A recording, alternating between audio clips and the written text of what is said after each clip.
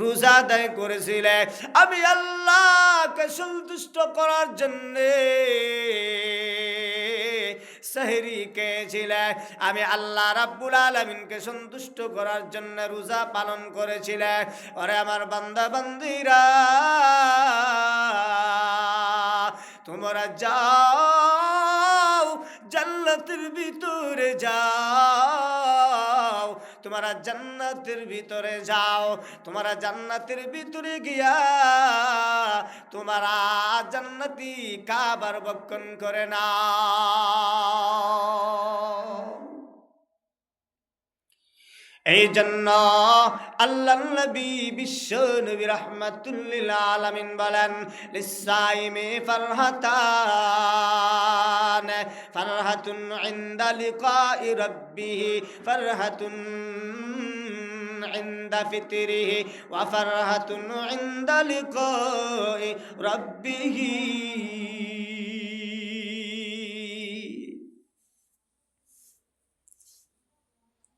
এই বান্দা যে রোজা রাখছে, রোজা আদায় করছে, রোজা পালন করছে, আল্লাহ রাসূল সাল্লাল্লাহু আলাইহি সাল্লাম বলেন যে আমি বান্দা রোজার পুরস্কার, আমি আল্লাহ বান্দা যে রোজা রাখছে এই রোজার পুরস্কার হলো আমি আল্লাহ রাব্বুল আলামিন। সুবহানাল্লাহ। আল্লাহ রোজাদারের জন্য আল্লাহ নিজেই পুরস্কৃত হয়ে যাবে। রোজার পুরস্কার কি হবেন? আল্লাহ রাব্বুল আলামিন ঘোষণা দিয়েছেন, ওয়া আনা আজজি বিহি, আমি আল্লাহ রাব্বুল আলামিন নিজেই রোজার পুরস্কার দান করব। এই আয়াতের তিনটা ব্যাখ্যা উল্লেখ করেছেন। প্রথম নম্বর ব্যাখ্যা হলো যে আল্লাহ রাব্বুল আলামিন রোজাদারের জন্য নিজেই পুরস্কৃত হয়ে যাবেন। আর আল্লাহ রাব্বুল আলামিন যদি বান্দার জন্য পুরস্কৃত হয়ে যান, তখন বান্দার জন্য সব কিছু হয়ে যাবে, যা কিছু আছে সব বান্দার হয়ে যাবে। দুই নম্বর এই আয়াতের পুরস্কার হলো আনা আজজি বিহি, ওয়া আনা আজজি বিহি। এই আয়াতের দুই নম্বর ব্যাখ্যা হলো ওই রোজাদারের জন্য আল্লাহ রাব্বুল আলামিনের দিদার নসিব হবে।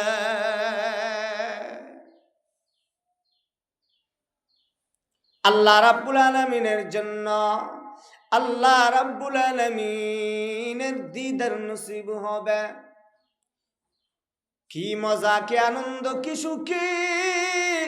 জান্নাতের ভিতরে সবচেয়ে মজার বিষয় হলো আল্লাহর দিদার। সুবহানাল্লাহ। তিন নম্বর ওয়া আনা আজজি বিহি, তিন নম্বর এই আয়াতের ব্যাখ্যা হলো,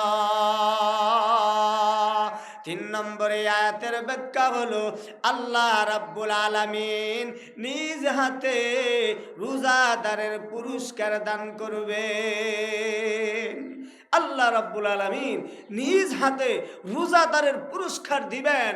আল্লাহ রাব্বুল আলামিন সব আমল ফেরেশতার মাধ্যমে পৌঁছায় দেয়। আর রোজার আমল, রোজার সব, রোজার পুরস্কার আল্লাহ রাব্বুল আলামিন নিজেই হয়ে যাবেন। আবার নিজের হাতে আল্লাহ রাব্বুল আলামিন রোজাদারের পুরস্কার দান করবেন। সুবহানাল্লাহ। এই জন্য এই রোজার এত ফজিলত, এত গুরুত্ব। কারণ যারা রোজা রাখবে, যারা রোজা আদায় করবে, যারা রোজা পালন করবে, এই পুরস্কার যারা রোজাদাররা পাবে, রোজাদাররা এই পুরস্কার যারা পাবে, তখন তারা আনন্দ হয়ে যাবে, খুশি হয়ে যাবে। এই জন্য ও আল্লাহর গোলামেরা শুনো, সামনে যে রমজান মাস, রোজার মাস আসতেছে, প্রত্যেকেই যাতে রোজা রাখার চেষ্টা করবে।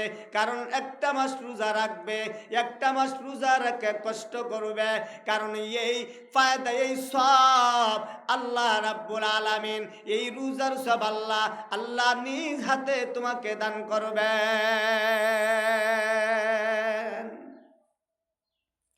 শুনে রাখুন নবীর উম্মতের দলেরা, আল্লাহর রাসূল সাল্লাল্লাহু আলাইহি সাল্লাম হাদিস শরীফের মধ্যে উল্লেখ করেছেন, ইয়াশফা'ন লিল আবদি ইয়াউমাল কিয়ামাহ।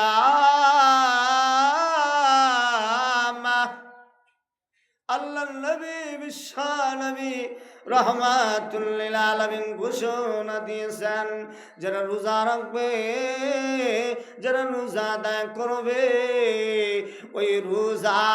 ওই রোজাদারকে কাল কিয়ামতের সময় আল্লাহর কাছে সুপারিশ করবে, আল্লাহর কাছে সুপারিশ করবে। আর ওই কোরআন আল্লাহ রাব্বুল আলামিনের কাছে সুপারিশ করবে, কারণ রোজাও আল্লাহর কাছে সুপারিশ করবে বান্দার মাফের জন্য, কোরআন আল্লাহর কাছে সুপারিশ করবে বান্দার মাপের জন্য। এই জন্য রে ভাই, সামনে রমজান মাসে বেশি বেশি রোজারা, বেশি বেশি কোরআন তেলাওয়াত করবে আর রোজা আদায় করে যাবে।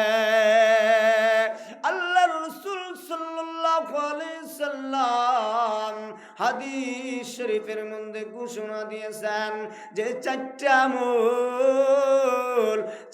আমল তুমি দুনিয়াতে করে যাইবা। দুইটা আমল দুনিয়াতে, চারটা আমল দুনিয়াতে করে যাইবা। দুইটা আমল হলো, প্রথম নম্বর আমল হলো বেশি বেশি লা ইলাহা ইল্লাল্লাহু পাঠ করবা এবং বেশি বেশি আল্লাহর কাছে ইস্তেগফার করবা, আল্লাহর কাছে মাপ চাইবা, আল্লাহর কাছে বেশি বেশি যখন মাপ চাইবা, লা ইলাহা ইল্লাল্লাহু বেশি বেশি পড়বা, তখন তোমার উপর আল্লাহ রাব্বুল আলামিন খুশি হয়ে যাইবা। আর দুইটা আমল হলো জান্নাত আল্লাহর কাছে চাইবা আর জাহান্নাম থেকে মুক্তি চাইবা।